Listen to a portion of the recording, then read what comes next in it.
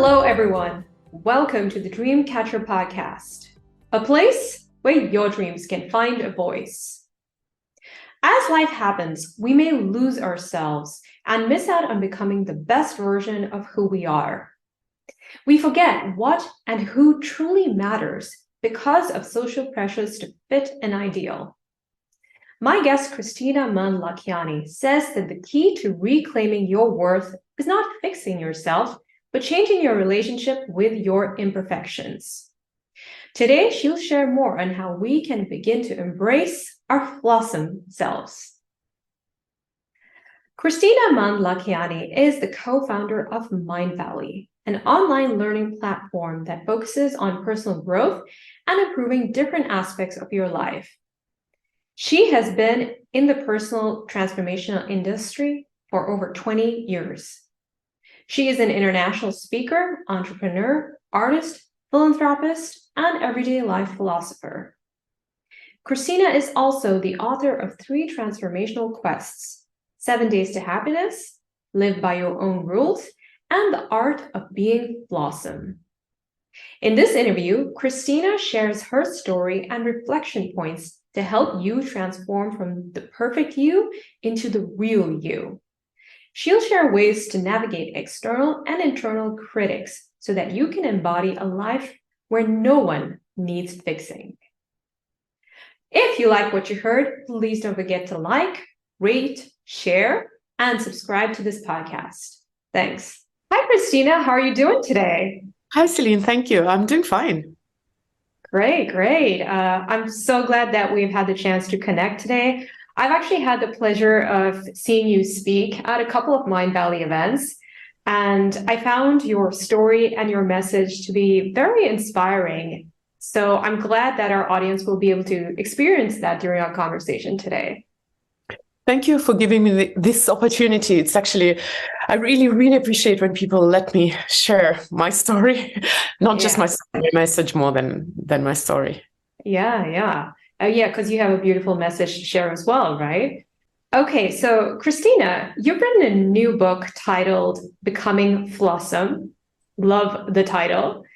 And in addition to giving us a framework for overcoming self-doubt and perfectionist tendencies, you open up about your own struggles. You write that you realized that you were living a lie when you were around 40 years old and that you were wearing a mask. And I think a lot of women can relate to that, myself included.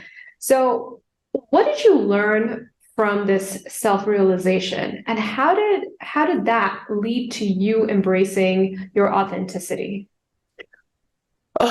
Yes, this story is kind of the prequel to the whole book, although my book is not about my story at all. And I realized that this is a very common story for almost everyone. To a degree, mostly people get to that point where they have those realizations that they are not quite sure if what they present to the world is the real thing. And I think it's a very common situation. In fact, I have this tendency to write about everyday life things. I call myself everyday life philosopher. And I remember one of my editors, she wrote to me and she said, "Kristina, why are all your stories so down to earth and simple? Like, don't you want to, share something dramatic?" But I think that's the beauty of being everyday life philosopher is that you talk about things that are relevant to everyone. Now, what I realized, well, first of all, I use the terminology which I came up with as I was trying to discover my own situation, why I was feeling the way I did. But later I realized that there was these phenomena I researched, for example, in social sciences. There's a theory called the social roles theory. It's part of psychology. So I call them masks, but that idea that we play different roles is researched. So it is normal. It's not like I'm the only person who wears masks. We all do. And it's quite simple and actually natural because we have to adapt to our circumstances. A very simple example would be you go on wonderful holiday, you come back, and the story that you tell about that holiday, say to your girlfriends, to your mother, or to your children, would be very different depending on your social circumstances. So it is absolutely natural to adjust and therefore change your script a little bit, change your role a little bit, change the decorations. So that there's nothing wrong about that. And there's nothing wrong about, realizing that you're in midlife crisis at around 40. What's the problem with this whole situation is when you start feeling that something is wrong with you, or something is not right with you, that you have no right to feel depressed because you have achieved all your dreams, you have a beautiful, let's say, family and job and whatnot. How dare you? Whatever you're feeling somehow is somehow is wrong, that you're not supposed to feel this way. This is the real problem. And that's where my journey begins, when I started questioning, why do I feel bad about the things that I feel about my life? So not why I feel bad about my life, but why do I feel bad about not being happy where I am? Yeah, that's a good distinction. I guess what I want to know is how did that feel? Because a lot of women, they might be kind of like doubting themselves like you did. Like, am I being too, am I being too fussy? Am I being too much of a perfectionist, wanting my life to look a certain way? Or are things really out of alignment?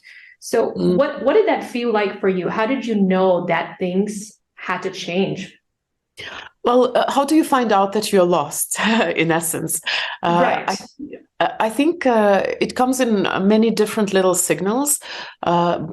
In scientific terms, it's called cognitive dissonance, is when you have contradictory feelings simultaneously. For example, you dedicate yourself to work and you're kind of enjoying what you're doing, but you feel guilty as a mother. Shouldn't you be spending more time with children? Or,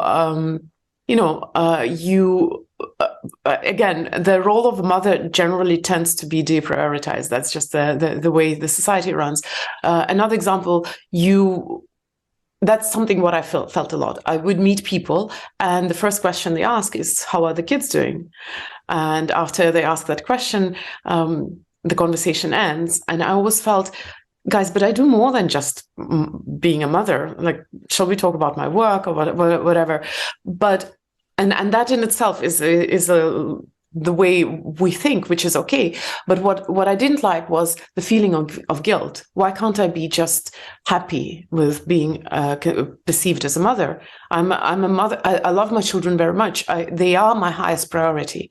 And people who work with me know that I will say a very straight no to things if to work-related tasks. If I have to deprioritize my children, I will prioritize my children. But I felt really bad. I thought, I'm a bad mom if I feel bad when people only ask me about me being a mother.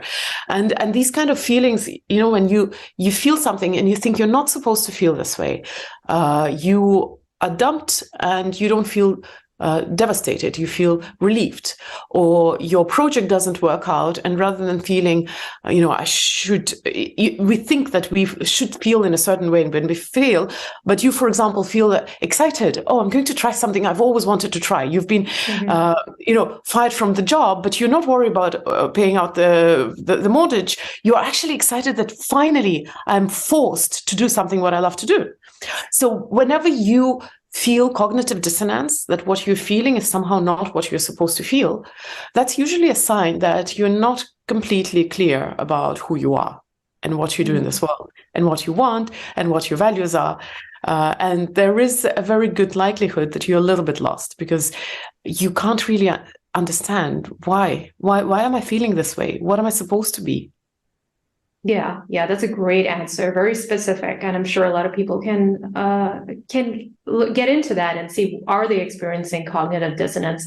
And don't you think it also has to do with our society's kind of obsession with success and achievement and status? You actually read in the book that Western society idolizes hustling and considers it a status symbol. Now, how does that contribute to self-worth and our identity? And what is your advice for those who are kind of tackling that? So I would say my favorite phrase, the fact that our society is obsessed by success and status and all such things is half the problem. The real problem is that we buy into that obsession. Because who says that you have to be successful? It's our choice. Very often when we face the choice between, let's say, the brain and the heart, we go with the brain because it makes more sense to us. We are taught that we have to be logical, we have to be rational. Very simple examples. When young people choose their career or what they want to study. I wanted to study astrophysics, but I heard a very logical argument. Why go into that? How are you supposed to make money doing, let's say, art or music, right? It's not a real career. Get a real career. Or when we're in a relationship and everything is nice on the surface, but you don't feel fulfilled. So do you dare to step out of that? Or does your logic say, no, but your relationship is okay? Stay in it. So very often when we have a choice between our heart and our brain, we will go with our brain. In fact, I remember there was this idea circulating in internet a few years ago, don't follow your heart, it's bad advice. I think the Stoics say that, because I recently interviewed a professor in Stoicism, and it's like, they believe that you should be a little bit cautious about being over emotional when it comes to decision making. I think they have issues with being emotional, and that's where the sentence ends. But I would say, if you're talking about Stoicism as an ancient philosophy, then we have to understand it comes from many years ago, thousands of years ago. Yes. And I think, while it's a fascinating philosophy and it's really popular nowadays, I think it's doing a huge disservice. But that aside, whenever we face the choice between the heart and the brain, or success and happiness, we choose success because we believe that this is the right way. This is the way. And happiness is the prize at the end of the journey. That's just how we understand life. So it's okay that society is obsessed with success. Let them be whatever they want to be. But the thing is that we all buy into it, and we all make those choices very often subconsciously, because we think that success is a sure thing. At least we understand how to achieve that. Work harder, work longer, put more effort, brace your knuckles. We get that. We understand putting more effort. We don't understand how happiness works. So we will never choose it because it feels like a risky choice. So naturally, if you keep choosing, your brain over your heart over and over again, success over happiness over and over again, the rational choice over what your well-being or what your heart is telling you, you're not going to be happy there. You're not going to be feeling fulfilled there. If we keep doing that, no wonder we get lost. But we have to also take the responsibility. It's not the society expecting that from you. It is your choice. And I have to make a disclaimer. Of course, I'm talking to the people who live in the, free societies or relatively free societies, because I've lived 16 years in Asia, and I know that there are people and there are circumstances where you don't get to make your choice. But if you thank you for saying that. It's great that you show cultural sensitivity. Well, I was born in Soviet Union, so yeah. And I love that you bring a lot of your background, like how it impacted you and your views on life. And it definitely adds another layer to your teachings. Yeah, thank you for noting that. So let's say if you live in a relatively free society, relatively affluent society, most likely your choice of success was your personal choice. And the story that the society expects that from you, your peers expect that from you, your parents insist that, it's a story which is very comfortable to tell yourself to feel better about your choices. That's just as it is. I understand that. But what if someone somebody's applying for a job, right? And they've been getting a lot of rejections. They've been having very difficult interviews that are not materializing into an offer. How do they stay in this space of, first of all, feeling content with where they are, but also not letting that impact their self-worth. That's the real world, right? They've got to have a certain level of competency, right? Mm-hmm. So I think that's when it starts getting challenging. So what would your advice be for somebody who is in that stage? Or if they're dating somebody, for instance, and they're just not finding the right person, or that kind of space? So, well, first of all, research says that success is 50% confidence and 50% competence. So it's 50-50. You need competence, 100. You absolutely need competence, but also the confidence. Now, if you're getting rejection, whether it's at work or in relationships, of course it's going to make you feel bad, obviously. But I'll tell you, everything will impact your self-worth. Everything. People saying things, people looking at you in a certain way, you misinterpreting other people, lack of likes on your posts. Everything influences our self-worth. Oh yeah, that's a big one for a lot of people. So, of course, it's going to influence your self-worth. Now, it doesn't have to, of course. But, you know, even people who have a decent relationship with themselves, you can hurt them. The question is not about whether you get hurt or rejected. The question is, you know, what do you choose to do with those circumstances in your life? And I might not be a very good person to suggest about your career, because it's just not my area of research. And I might be a little bit vague or general about that. When it comes to career, and again, with a disclaimer that I'm talking to people who live in relatively safe and free and affluent societies, because there are places where you can die if you don't have a job. But I live in Europe. You know, you will not die. You will not end up on the street if you fail. You can start your career, you know, where they take you. There are a lot of different ways. I mean, I understand the objective need to pay your bills, Right. but most of us, our lives are not in danger. And very often when we go for a job, we go for safety and security. You know, Vishen was recently asked about that. Like, so am I supposed to you know, drop my job if my company, let's say, doesn't make society better? He said, yes.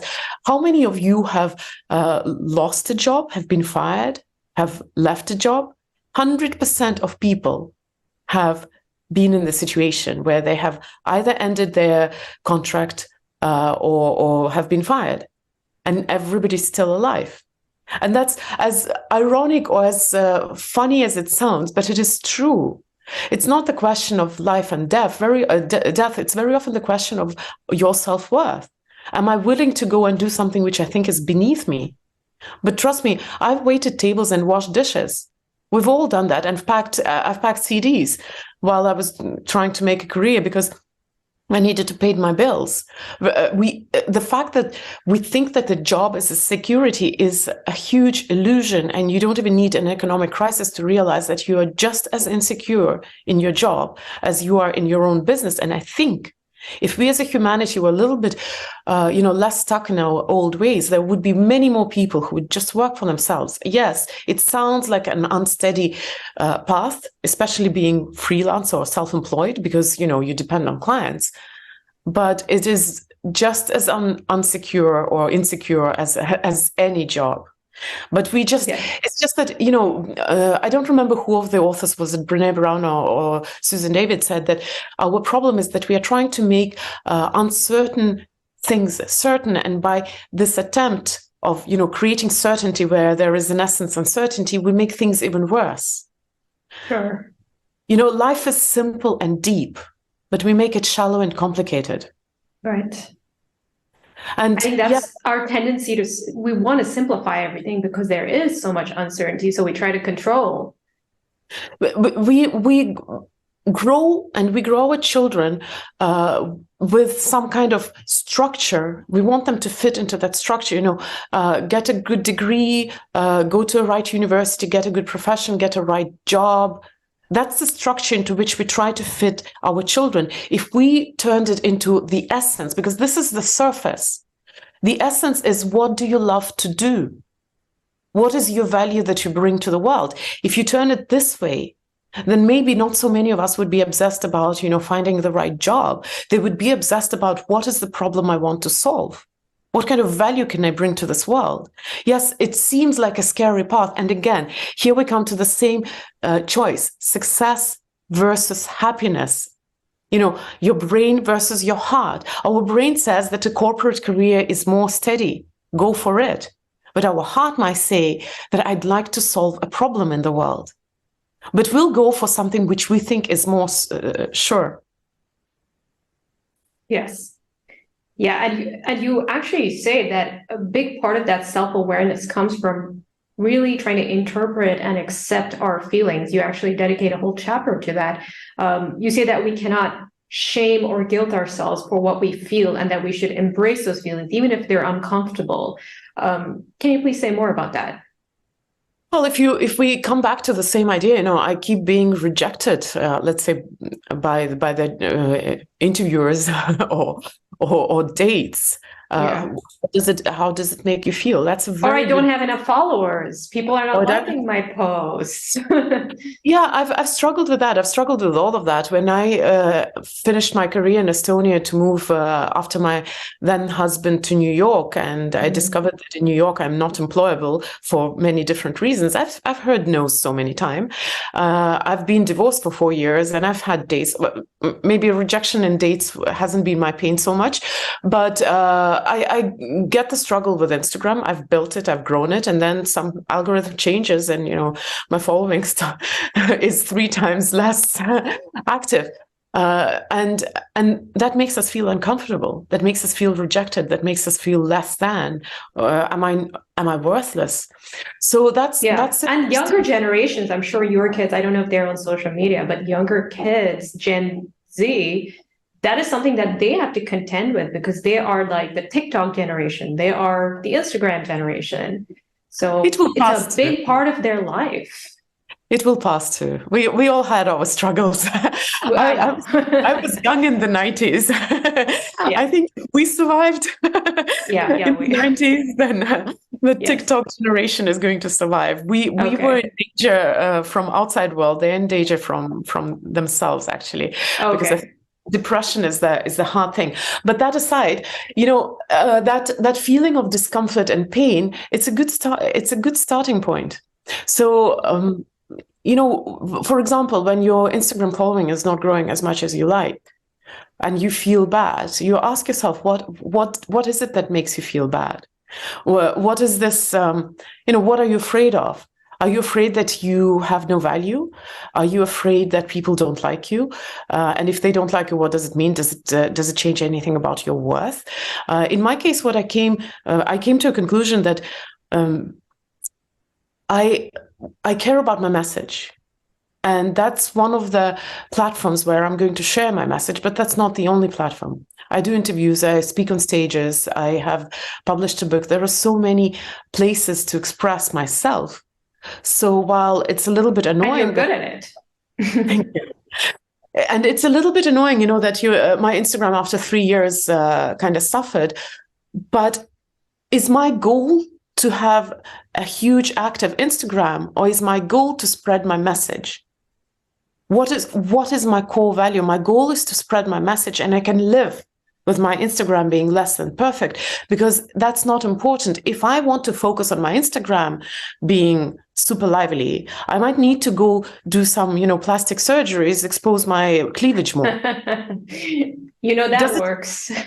I know it does, but does it make me any closer to my values? Yes. The point about feeling good about yourself is not to look on the surface and do the surface things and sell your soul to the devil for the slim chance of success. The point is knowing who you are and what is important to you, and stick to that.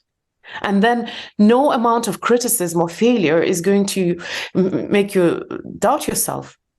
I've argued with people about my books. They say, so-and-so's books was sold only 100,000. How dare you hope to sell millions? Because I think that I have a great book. That's why I dare. Yeah. Not because I think I'm better than so-and-so. They have beautiful business. They're a great speaker. They have done a great job. But I believe in my book.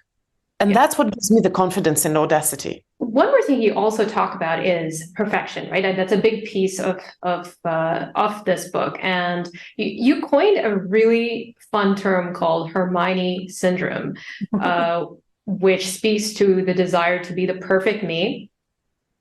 And I'm curious, how can you tell the difference between being under the influence of Hermione syndrome and striving to be the best version of ourselves? Because we always want to improve and grow. And so how can we tell the difference between the two? I've never had this distinction asked about, so I might have to think about it a little longer. But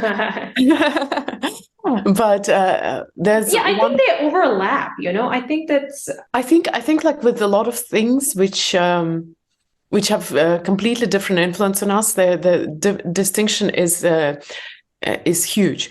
So one of them, the Hermione syndrome or being perfectionist, implies that there is a possibility of you being perfect, you being the best, the best probably is not such a hard thing, depending on who you surround yourself with. Yes. but are surrounded by high achievers all the time, so yeah. Well, it's an interesting thing, yeah. Now, wanted to be a better version of yourself is definitely a noble inclination. Now, the question: do you want to just be better, or do you have that desire to be the best there is, the best possible? And that might be a very tricky question, because naturally we would all think, of course I want to be the best that there is. But actually it's such a long journey. It's a lifelong journey. And I think it's healthier to just want to be better in every moment of your life. Next time I want to do better. Next time I want to make a better choice. As I said, I've never thought about that distinction earlier. I mean, is it safe to say that the Hermione syndrome comes from a place of fear and inadequacy? Just feeling definitely. that we are just not enough. Definitely. There is fear in perfectionism, fear of failure, and fear of imperfection. People who are perfectionists, they have really hard times failing.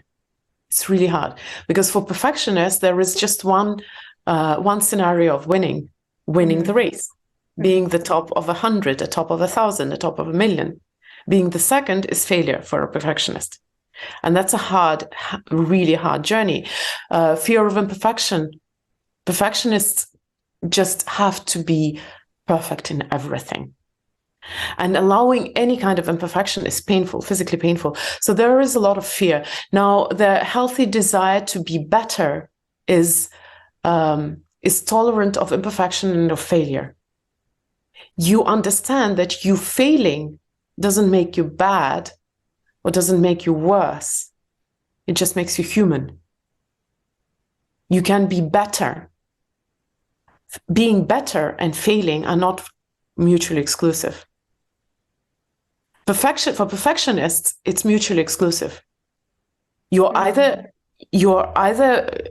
good or you're a failure. But for a person who has a healthy desire to grow, failure is just a natural part of the journey. If you fail a task, it doesn't make you an idiot or a loser.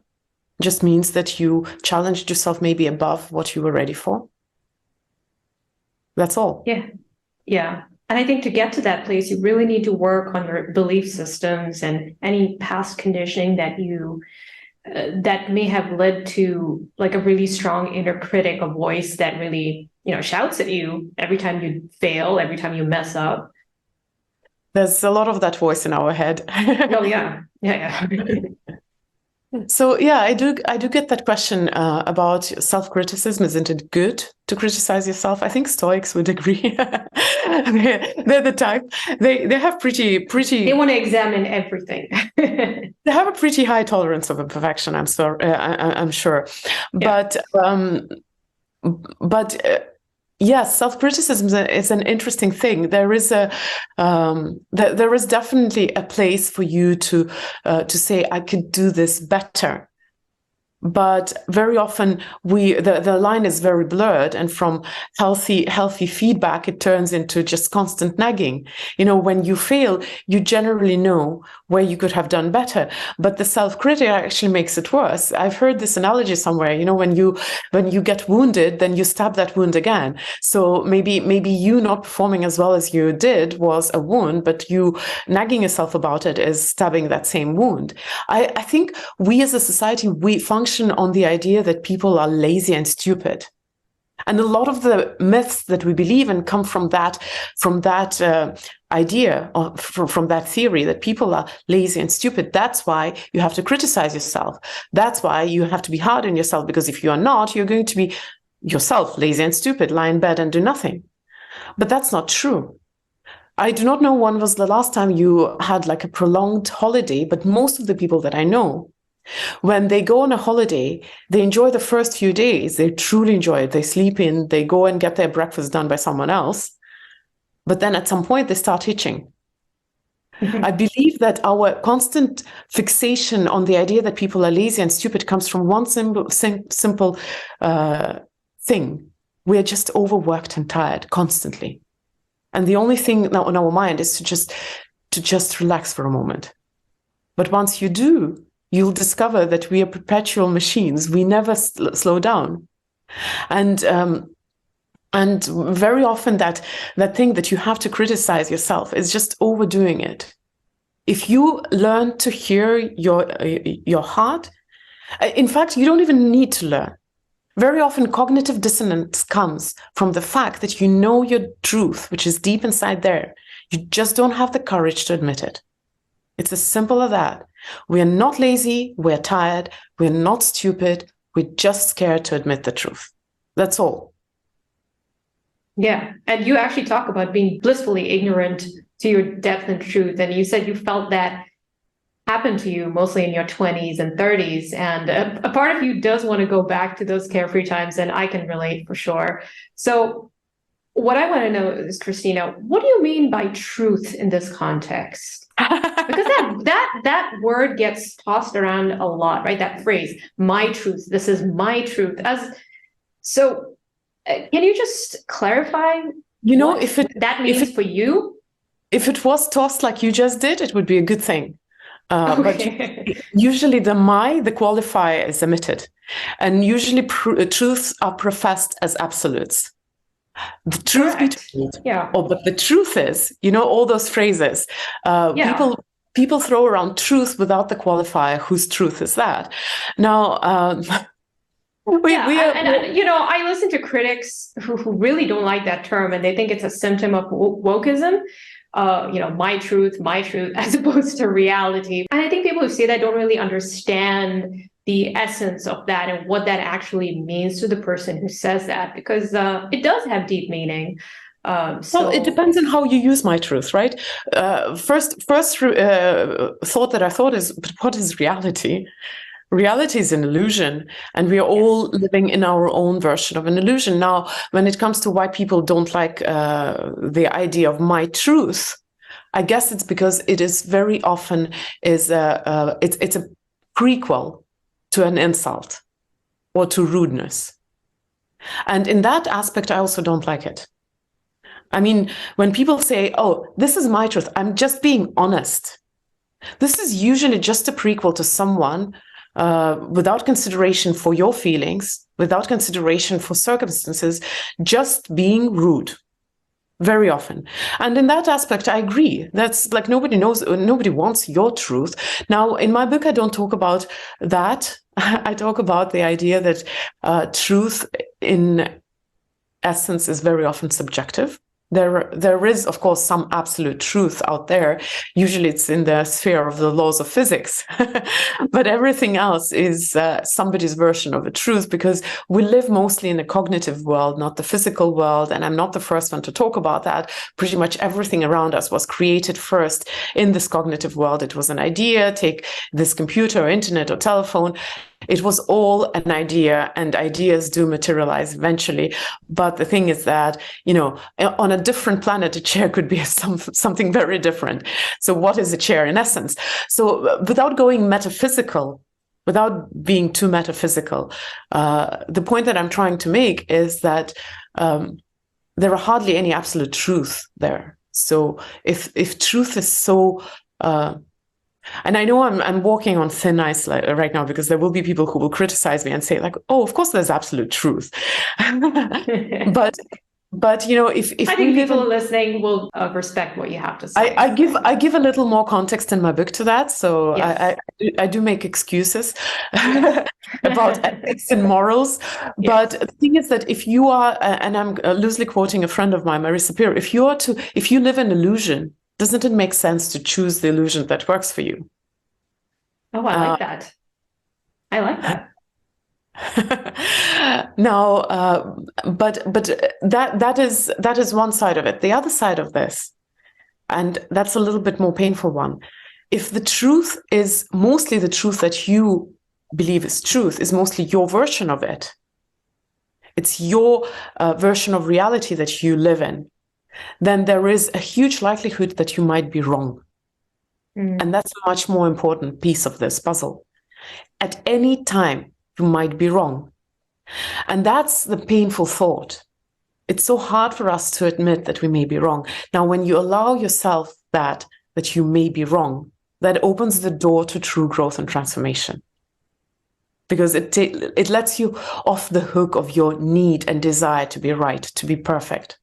When you allow that you may be wrong, that you can fail, that you are imperfect, that gives you so much freedom to finally start expressing yourself fully and stop being some, you know, stop being that person who's just that bundle of dogmatic, trying so hard of being something that you're not. Yeah. And that's when conflict arises, right? When people are having their own individual truths and they're trying to get on the same page, but they're so attached to what they believe is reality or their reality. So I think that's also one of the byproducts of being so attached to it. It's definitely affecting our relationships for sure. If you think of any of the arguments in, let's say the most recent argument you had, what was your goal in that argument?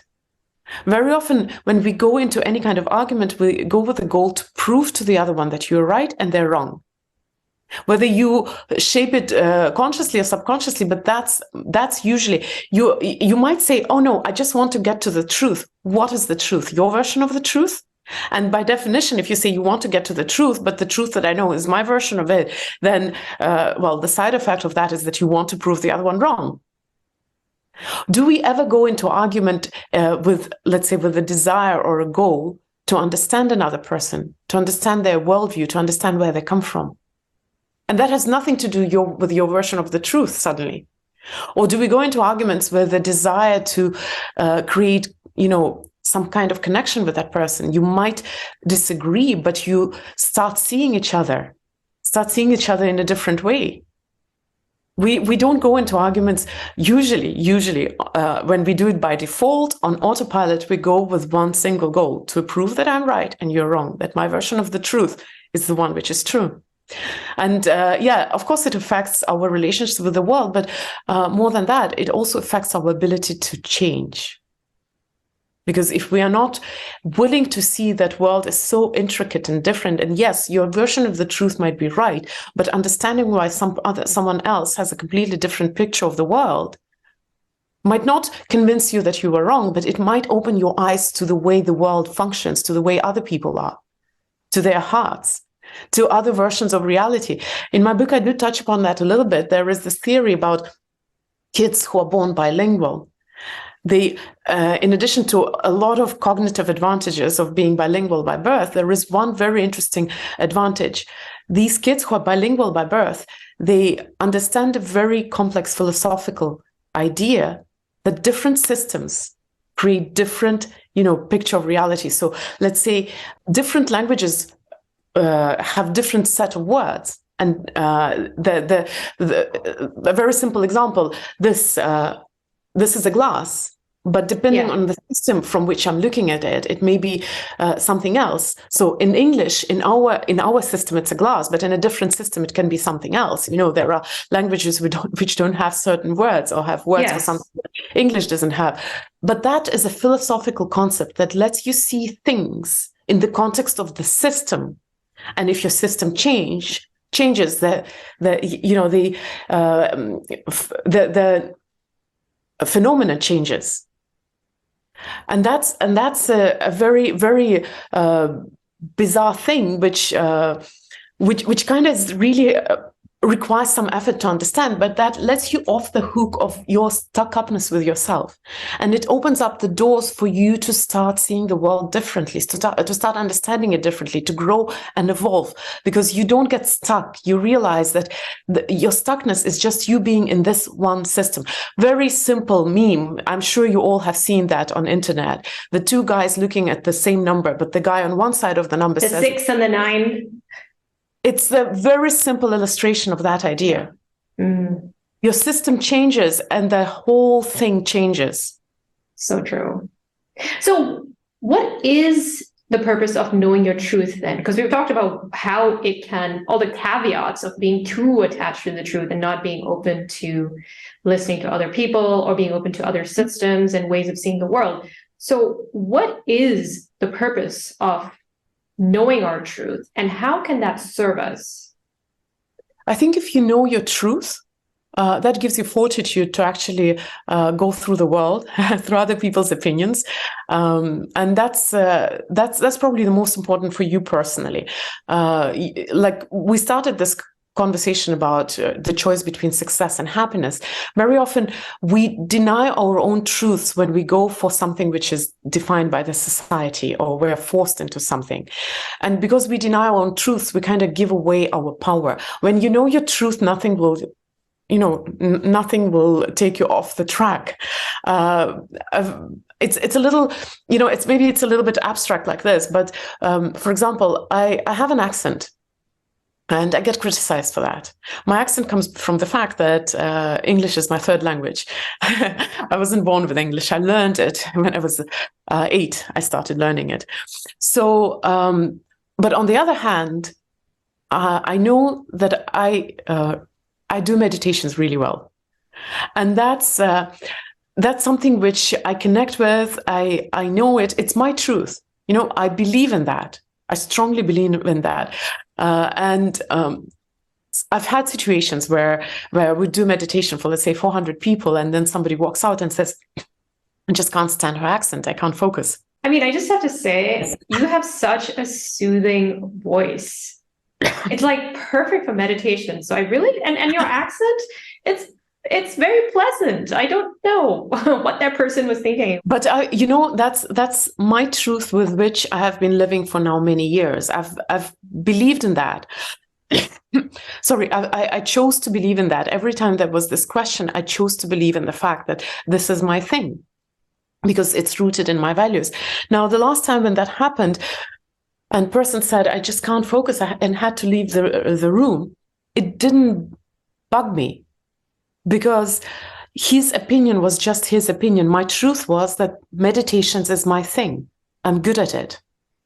And I don't expect to be liked by everyone. Because my truth is that this is my thing. Usually that opinion doesn't bug me, and I can't be liked by everyone. And that's the thing, that's letting go of that need to be perfect. Being perfect means that everybody liked you. You went on stage and you had a perfect score of 5.0 out of 5, because every single person out of 400 or 200 or 2,000, whatever it is, said that you deserved a 5 out of 5. That's being perfect. Being true to your values, knowing that your value is so important to you, that you believe in this, that if even there is somebody who is willing to walk out of your room because they don't like your accent, that's just their opinion. That's just their version of the truth. It doesn't change you. It doesn't change your self-worth. You just know that what you do is important to you, and that's your value. And that's, I think, why it's important to understand your own truth, because it gives you the fortitude to face the world and to challenge yourself. And you've been able to get to that place because you've been on this journey for a while now. So you've evolved to that place where people like who walk out of your meditation don't impact you. And I think that's great. So this is a beautiful note to end our conversation on, Kristina. I really appreciate you sharing your story, your warmth and wisdom with us today. Thank you so much for giving me this opportunity. It was a pleasure. It was a real pleasure.